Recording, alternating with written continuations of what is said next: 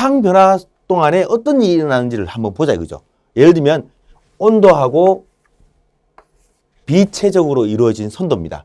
즉 상변화 동안에 상태량 선도가 어떤 게 일어나냐. 상변화 과정 동안에 상태량 변화는 상태량 선도를 이용해서 이해할 수 있다. 무슨 말이냐면 포화 액체에서 온도가 상승하면 어느 정도 상태가 가요. 간 다음에 일정한 온도를 유지해요. 일정한 온도를 유지하는 구간이 뭐라 그래서 상변화가 일어나는 구간이죠. 그리고 다시 온도가 올라와요. 이거는 과열 영역이죠. 과열 영역. 앞에서 봤던 관행 영역, 상변화 구간, 그러니까 포화 혼합물 상태죠. 그리고 과열 영역. 그리고 이 포인트들이 각각 포화액, 포화 증기 상태입니다. 자, 여기서 자세히 우리가 확인해야 될 게 뭐냐면 이걸 보세요. 압력을 한번 보세요. 압력을. 압력이 증가하죠. 압력이 증가합니다. 이쪽 방향으로. 압력이 증가하면 어떤 일이 일어나요? 뭐가 일어나요? 비체적을 자세히 보시면요. 비체적을 자세히 보면 압력이 증가하면 상변화가 일어나는 시점에 비체적이 점점 증가해요. 근데 상변화가 끝마치는 지점의 비체적은 점점 감소해요. 그러면 얘네들 점들을 쭉 연결해 봐요.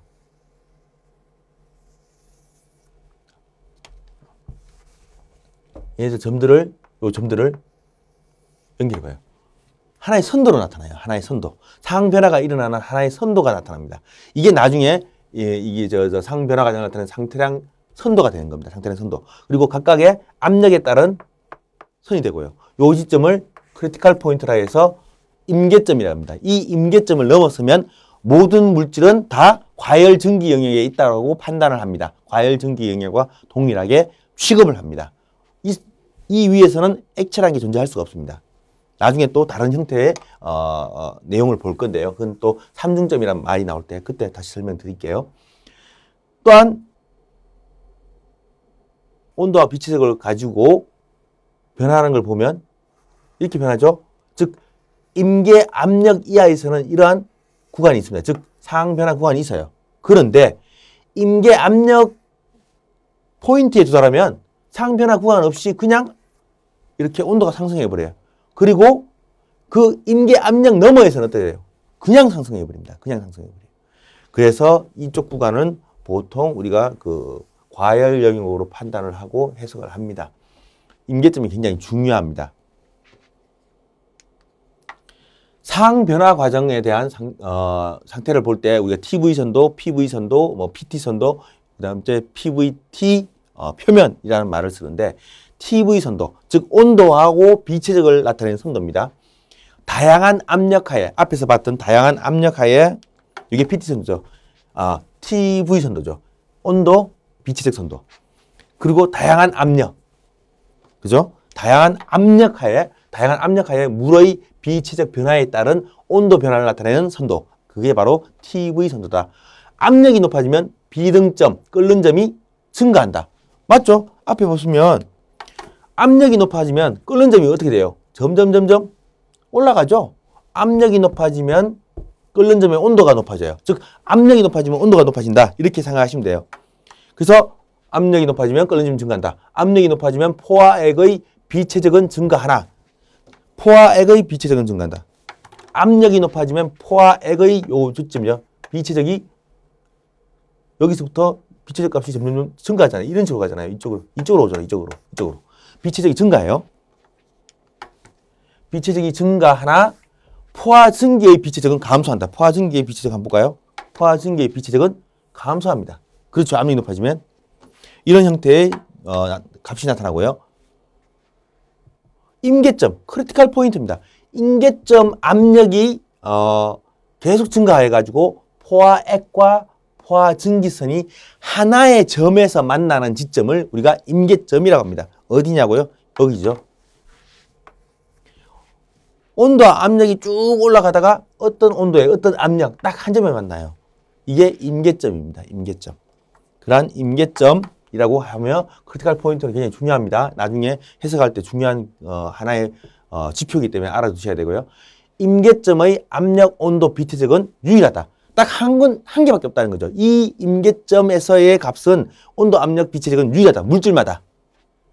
임계 압력 이상에서 분명한 상변화가 없다. 임계점 위에서 분명한 상변화가 없다. 볼까요? 임계점이죠. 임계점 위에서는 상변화가 안 보여요. 이 구간이 없다는 거죠. 상변화 구간이 없다는 거죠. 임계점 위에서는 상변화 구간이 없다. 임계 압력 이상에서는 분명한 상변화가 없으며 온도에 따라 비체적이 증가한다. 온도에 따라 비체적이 증가한다. 온도가 올라가면 비체적도 증가한다. 이쪽 상향 방향으로 간다는 얘기죠. 온도에 따라 비체적이 증가한다. 그리고 임계 온도 이상은 과열전기, 그 이하는 압축액으로 본다. 그래서 다시 보시면 임계 온도 이상에는 과열전기, 임계 온도 이하는 그러니까 압축액으로 본다. 그러니까 요 온도를 기점으로 해서 나눠진다는 거죠. 온도를 기점으로 해서 하나는 과열전기, 압축액체라고 본다. 자, 우리가 영역을 나눴습니다. 이쪽 영역을 압축액 영역, 컴프레스드 리퀴드 영역 혹은 서브쿨리드 리퀴드 영역, 그리고 이거는 슈퍼히티드 베이퍼 리전이라고 부르고요. 여기는 세츄레이티드 리퀴드 베이퍼 리전, 그러니까 포화액, 포화전기 혼합물 영역 혹은 웻 리전이라고 불려집니다. 이렇게 나눠져 있고요. 예를 들면 이제 상평 선도죠. 이게 압력에 따라서 TV 선도에서 압력 이렇게 나타나죠. 자, 포화액 선도, 이게 포화액 선도입니다. 요 선도를 요걸 포화액선이라고 불려요. 포화액 선도고요. 즉 무슨 말이냐면 포화액 상태들을 아까 점으로 봤죠. 그 점들을 하나로 쭉 이으면 요게 포화액 선도가 되고요. 포화전기선은 아까 전기 상태로 쭉 연결된 선, 요 선을 포화전기선이라고 부릅니다. 포화전기 상태를 하나에 연결하는 선, 이렇게 보여지고요. PV선도만 있는 게 아니고 TV선도도 마찬가지입니다. TV선도일 때는 PV선도는 어떻게 돼요? 압력이 이렇게 등원선이 이렇게 나타납니다. 등원선. 여기는 등압선입니다. 등압선이 이렇게 나타나고요. 반대로 PV선도에서는 등원선이 이렇게 나타납니다. 등원선이 이렇게 하방향으로 나타납니다. 등압선은 상방향, PV선도에서는 등원선이 하방향, 이렇게 선도가 나타난다라고 이해하시면 되겠습니다.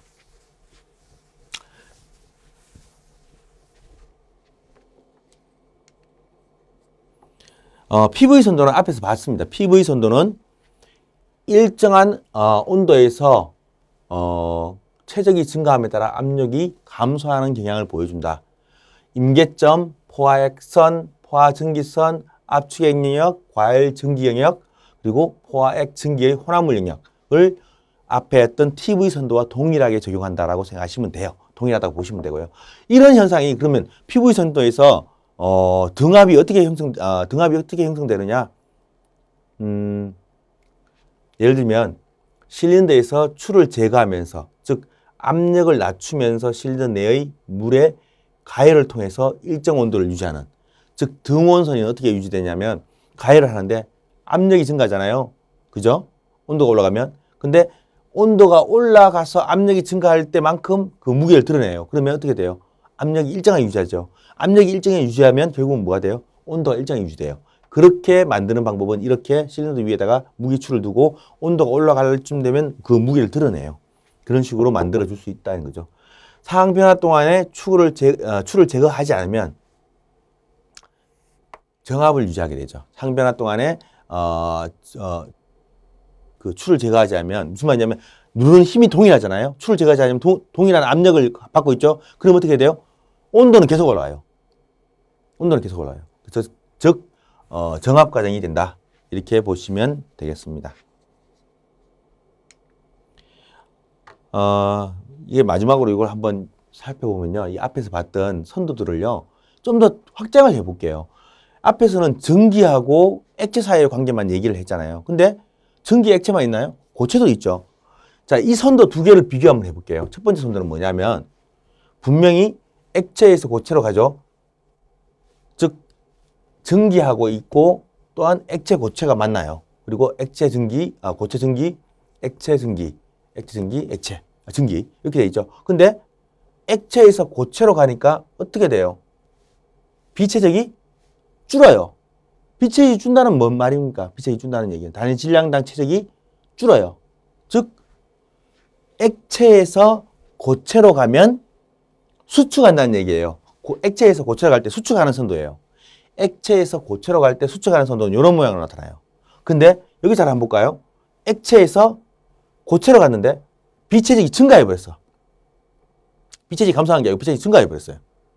무슨 말이냐면 단위 질량당 체적이 늘어났어요.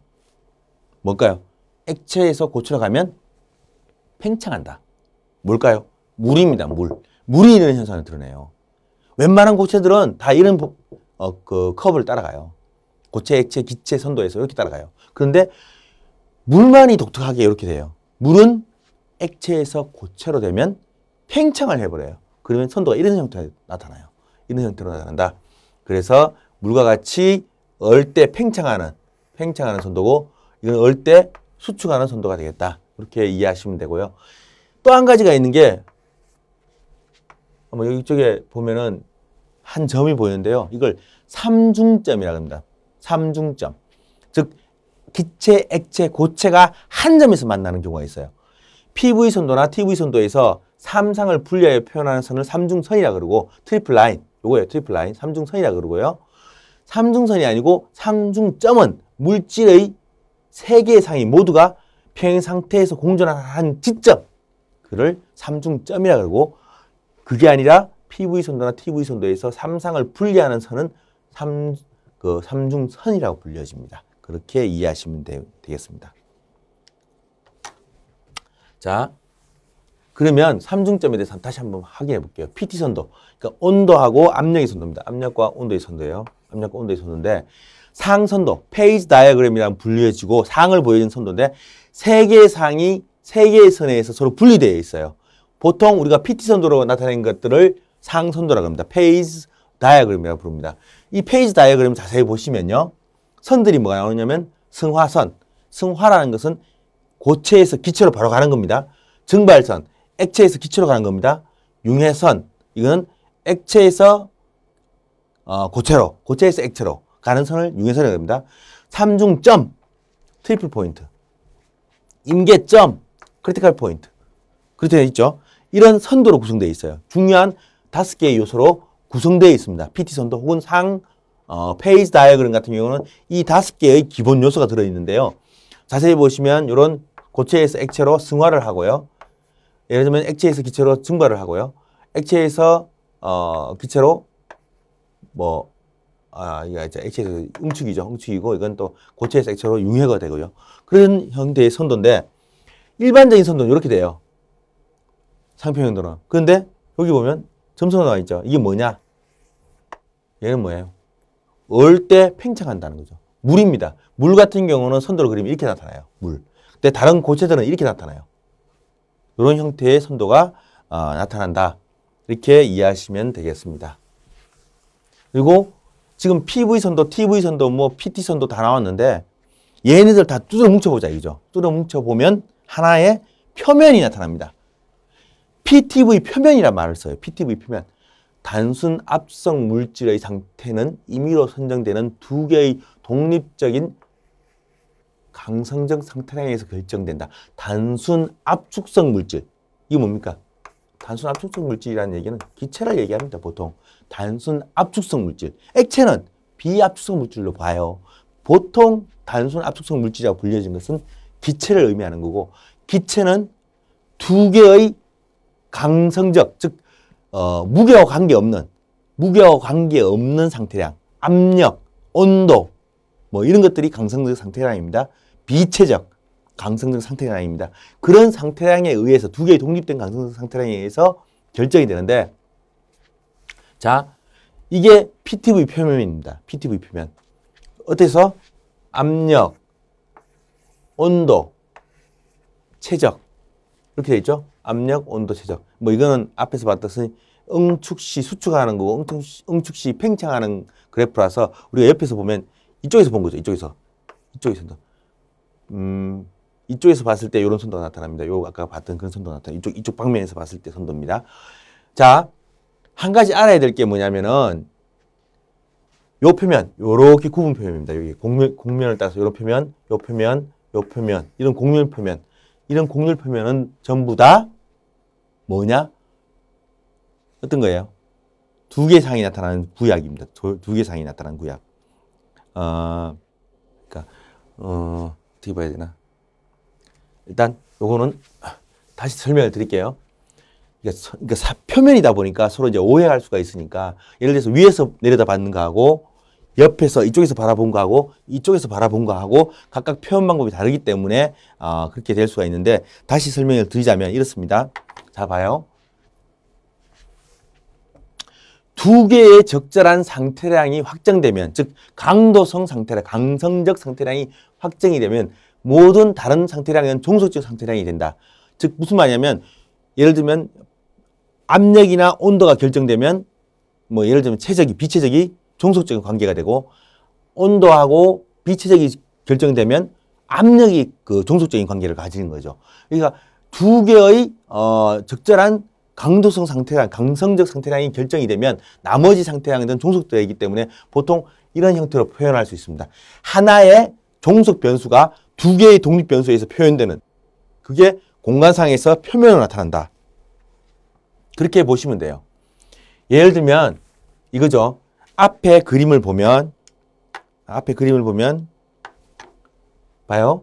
앞에 그림을 보면 온도하고 최적이 고정이 됐어요. 온도와 최적이 독립 변수예요. 그러면 종속 변수는 뭡니까? 압력이죠. 압력. 즉 뭡니까? 온도하고 최적이 선정이 됐으면, 독립 변수로 선정이 됐으면 종속 변수인 압력은 수직 높이로 표현된다. 그죠? 수직 높이로 표현되죠? 그리고 두 개의 또 한 가지는 이렇게 되겠죠. TV는 독립 변수가 되는 거죠. 아까 봤듯이 P는 종속 변수고요. 두 번째, PTV 표면에서 단일상은 곡면 위에 있다. 자, 다시 설명을 줄게요. 이게 자, PTV 선도에서 PTV 표면에서 이 곡면상